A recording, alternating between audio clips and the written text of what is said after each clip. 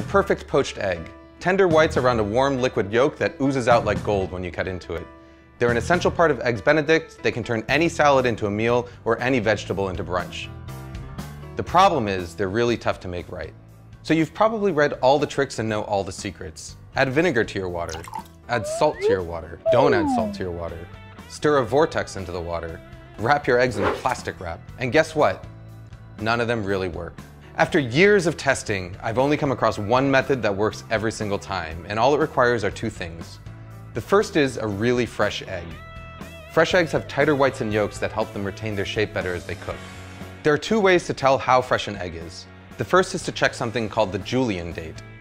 As long as it's packed in the US, every carton of eggs has a number between 000 and 365 on it, and that number corresponds to the day on which the egg was cleaned and packed.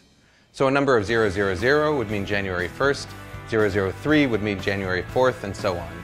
All you really need to know is that the higher the number, the fresher the egg.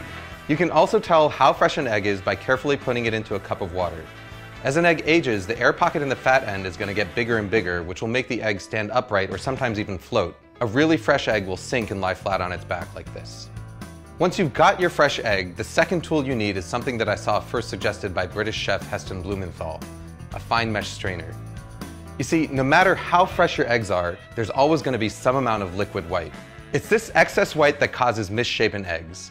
You know, those really ugly ones with the wispy white floaters that completely ruin your brunch. To get rid of them, we're going to transfer our eggs to a fine mesh strainer and gently swirl it around until all the excess white is drained away. What you're left with is a nice, tight egg. Even better is that the strainer is actually the ideal tool for lowering the egg into the water. What I've got here is a pot of water at 180 degrees Fahrenheit, which is just about the temperature that the water is quivering but not quite simmering yet. All I'm going to do is gently lower the strainer with the egg into the water, move it back and forth a little bit to make sure the egg isn't stuck, and then carefully roll the egg out. Just like a kid, it's these early formative stages of a poached egg's life that are going to determine how it turns out in the end. Using a round bottom strainer and this rolling motion is going to help ensure that you get a nice tight poached egg that's egg-shaped. If you want to cook multiple eggs, just make sure that you have them cracked into separate dishes and ready to go. Once they're in the water, your only job is to keep them moving around, flipping them from time to time with a slotted spoon so that they cook evenly. After about 3.5 to 4 minutes, this is what you've got. You can even cook them ahead of time and store them submerged in cold water in the fridge for up to a few days. To reheat them, just transfer them to a bowl of hot water for a few minutes just before serving. Food Lab signing out.